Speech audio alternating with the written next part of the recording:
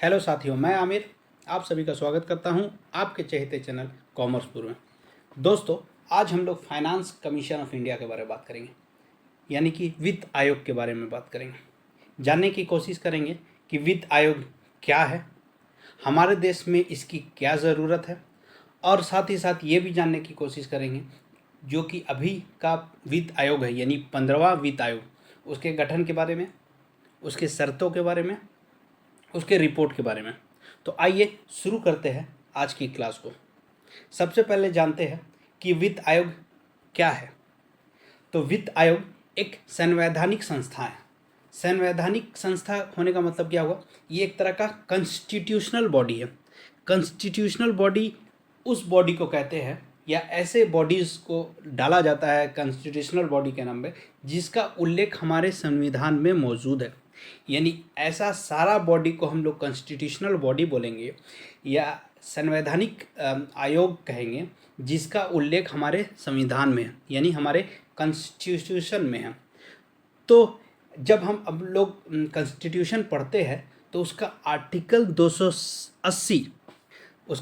280 यानी कि अनुच्छेद 280 देखते हैं, तो उसमें हमारे वित्त आयोग के बारे में जिक्र किया गया है, यानी फाइनेंस कमीशन के बारे में जिक्र किया गया। इसके हिसाब से हम लोग कह सकते हैं कि जो फाइनेंस कमीशन है एक कॉन्स्टिट्यूशनल बॉडी है। समझ में आ गया?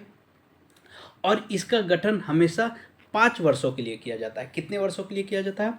5 वर्षों के लिए किया जाता है। तो हम कह सकते हैं कि वित्त आयोग एक ऐसी संस्था है जिसका गठन 5 वर्षों के लिए किया जाता है। साथ ही साथ इसका जो गठन होता है तो हमारे जो प्रेसिडेंट है, हमारे देश के जो राष्ट्रपति है, उसके द्वारा इनका गठन किया जाता है। और साथ ही साथ इनका जो रिपोर्ट आता है, यानी कि जो फाइनेंस कमीशन का जो रिपोर्ट आता है, वो सबमिशन भी राष्ट्रपति के पास ही होता है। समझ में आ गया?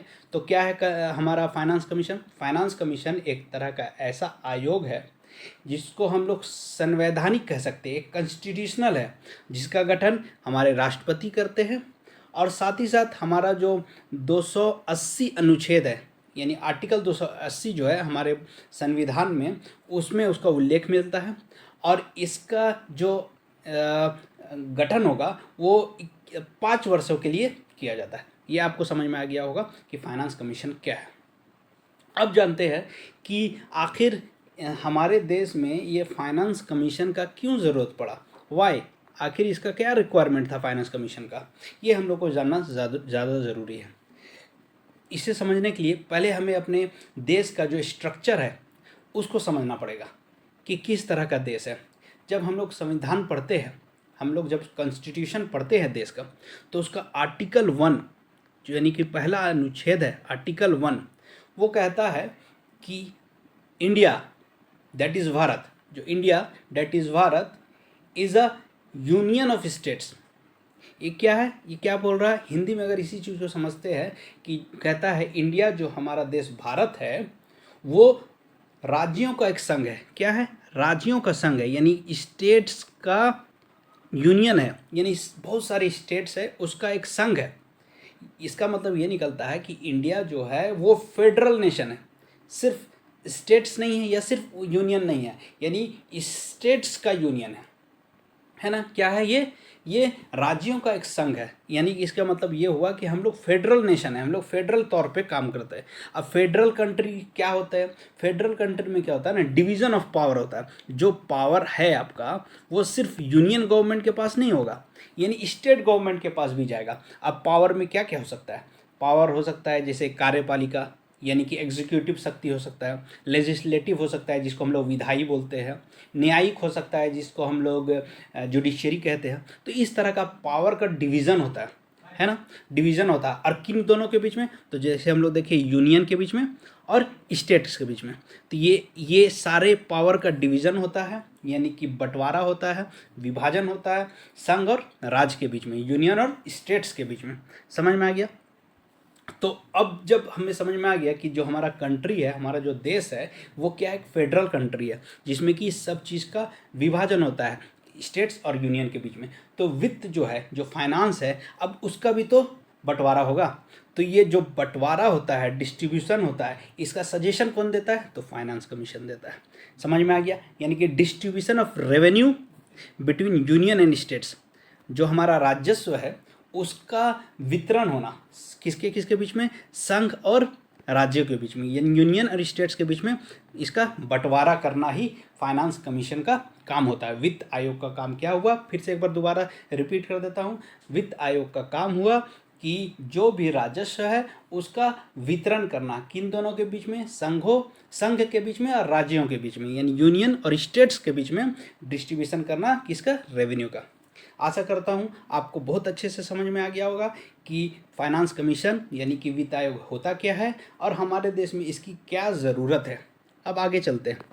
इसका जो कंपोजिशन है, जो फाइनेंस कमीशन होता है उसका कंपोजिशन क्या है, उसमें एक चेयरमैन होते हैं यानी एक अध्यक्ष होंगे और 4 और मेंबर रहते हैं, ये कंपोजिशन हुआ।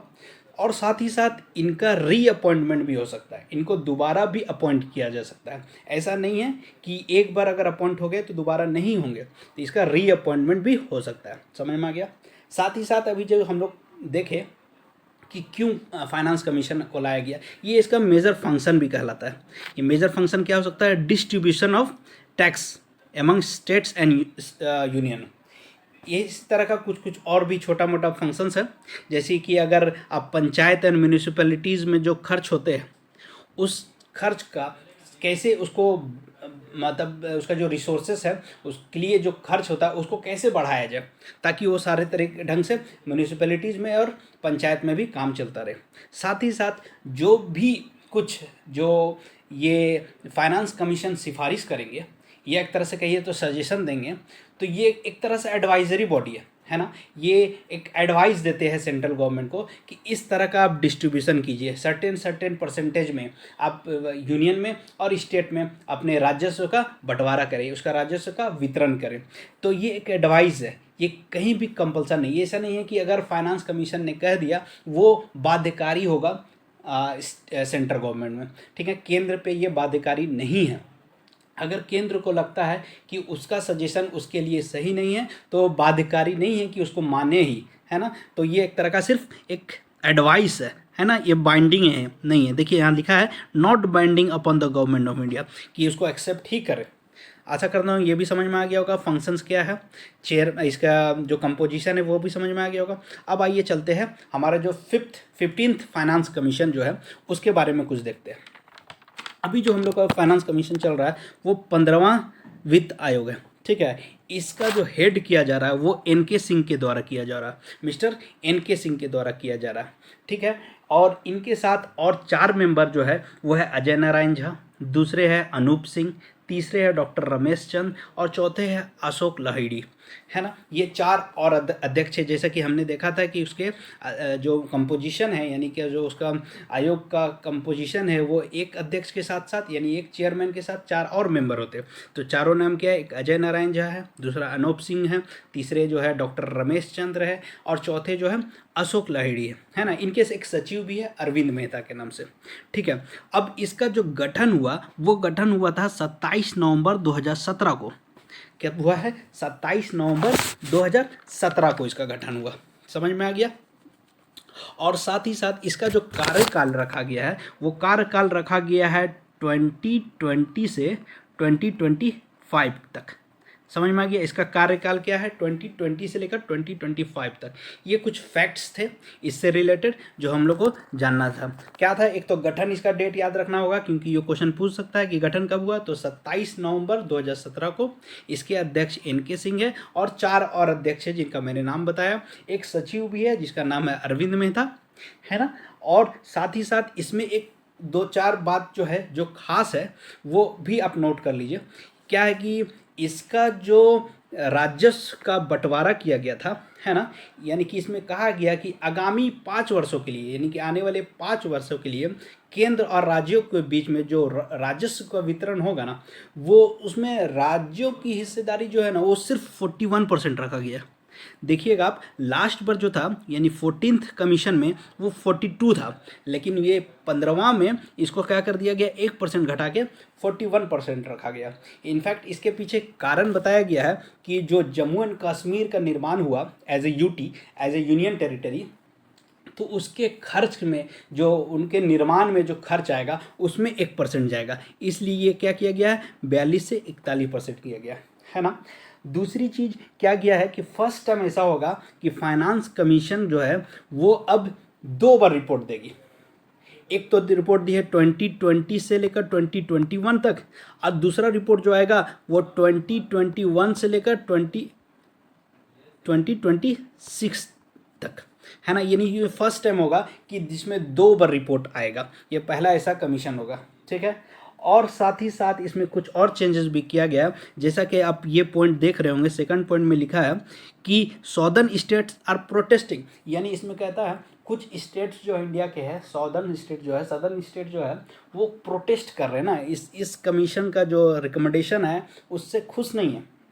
अब इसके पीछे क्या कारण हो सकता है? कारण देखिए बड़ा सिंपल सा है। इसमें क्या किया गया ना, जो वितरण होता था ना राजस्व का, वो वितरण होता था आपके जो जनसंख्या है, स्टेट का जो जनसंख्या है, राज्यों का जो जनसंख्या है उसके हिसाब से होता था।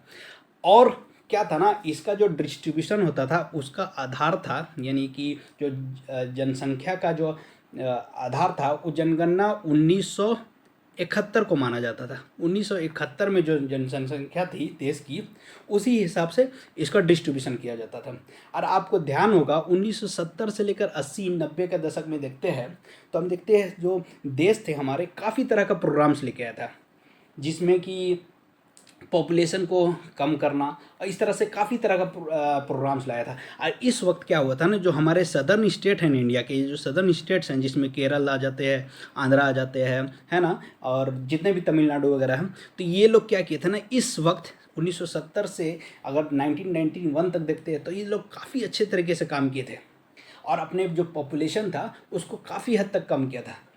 अब क्या हो गया कि जो 15वां फाइनेंस कमीशन आया, 15वां फाइनेंस कमीशन में क्या किया गया, जो आधार जो हम लोग लेके बेस ईयर जो 1971 लेके चलते थे, इससे चेंज कर दिया गया। और इसको चेंज करके आधार है जो उसको 2011 का जनगणना को ले लिया गया, 2011 का जनगणना को।